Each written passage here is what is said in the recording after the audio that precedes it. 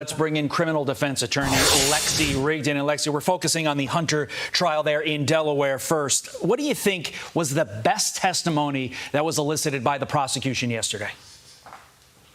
Well, can you imagine having your exes testify against you in a trial? I mean, talk about a nightmare. But I think it was just the testimony from Zoe Keston, especially because she actually was hanging around him at the time that he bought this gun. Now, the defense had seized upon the fact that in October of 2018, she had not seen him, but she had seen him before that in September, and she'd seen him after that in November. And her testimony that he was smoking crack every 20 minutes and the text message that Brooke just referenced about how he will always be an addict, I think those two things were very important pieces of evidence for the prosecution. Lexi, this is a case where the facts presented at trial and corroborated by Hunter's own book sort of meld and match with the elements of the crime.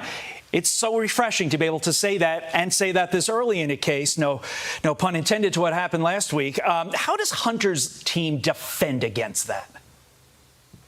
Well, they've kind of telegraphed how they're going to do that, which is centering around the definition of actually what it means to be an addict. What did that actually mean on the form? And maybe he was actually truthful at that time. Maybe for that month or so, or at that time period in October of 2018, he wasn't using and he was actually truthful on that form. And what does it actually mean to be an addict? And how is the jury going to be instructed on what being addicted to something actually means? He calls himself an addict, but does that mean that he's an addict for purposes of the time period when he's filling out that form? Now, obviously, I think that that's why that text message becomes important, because he's saying that even if he is sober, he's always going to be an addict. But, you know, the evidence here is pretty straightforward, which is also why the trial is so relatively short in comparison to what we just saw with what happened with Donald Trump. The prosecution's going to be resting its case possibly today after calling, a few witnesses. And so I think that that's what the defense really has to seize on, is that he didn't actually fill out the form untruthfully because he wasn't using at the time and potentially didn't consider himself an addict.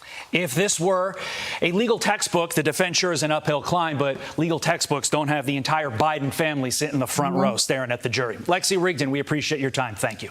I'm Steve Doocy. I'm Brian Kilmeade. And I'm Ainsley Earhart. And click here to subscribe to the Fox News YouTube page to catch our hottest interviews and most compelling analysis.